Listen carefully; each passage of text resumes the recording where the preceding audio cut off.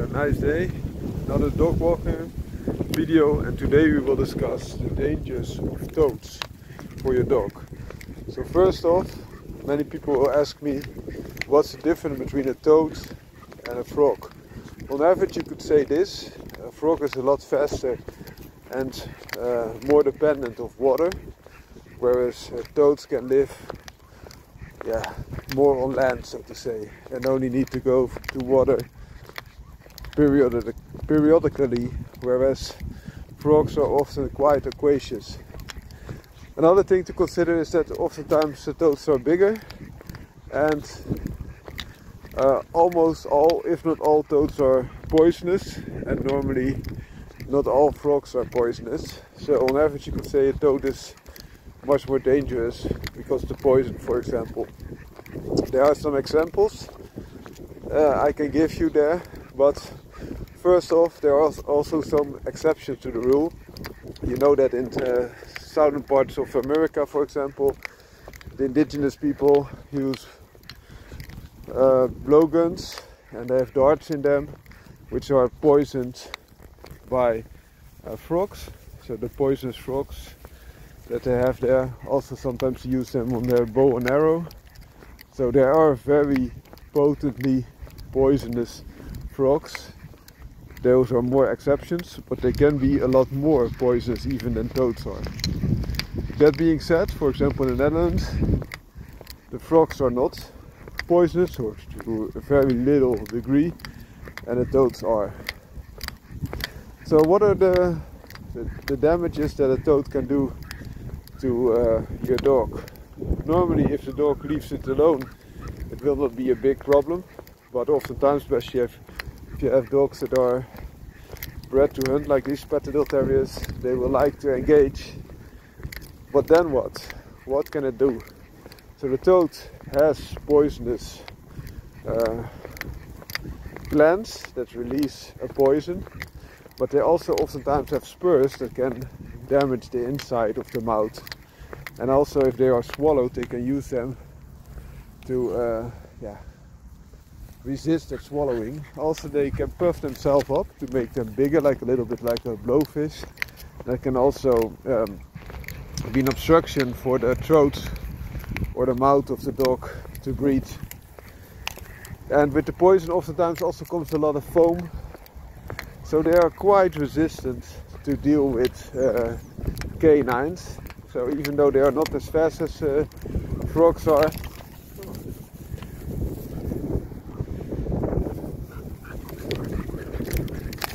they found a bird in the hiding space.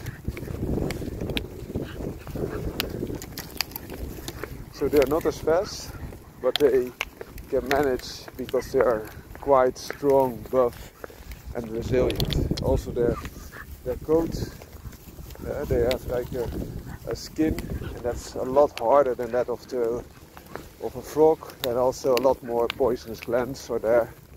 So once the dog bites into the frog or keeps it in its mouth, normally nothing will happen, very little.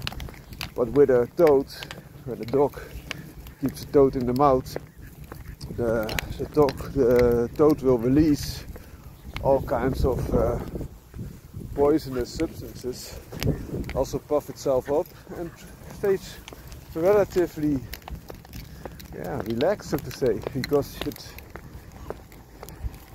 trusts its defense mechanism, and it believes in the system.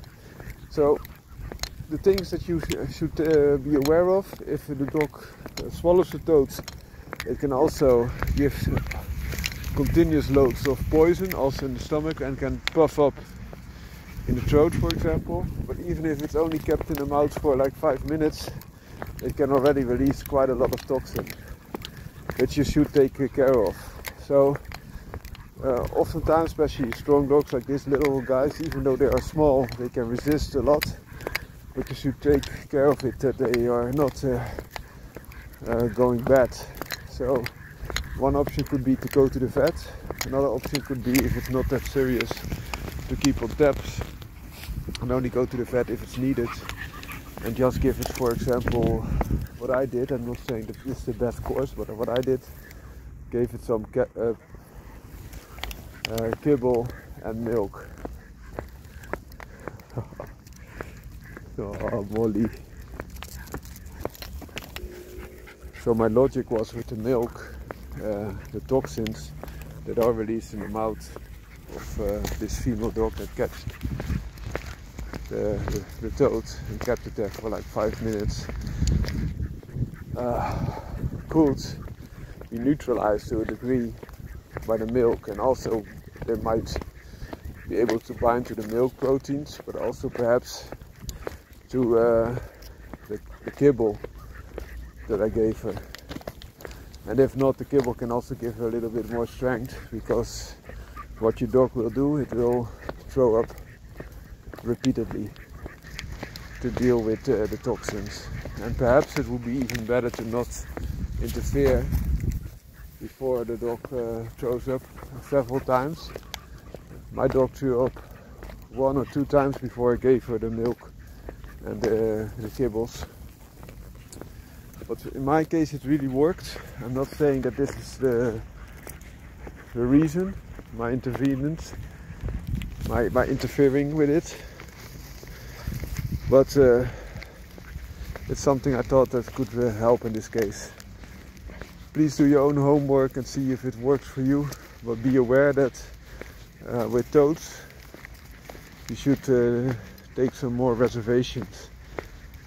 Especially if they are eating them and they get the full poison release in their stomach, or eating more than one.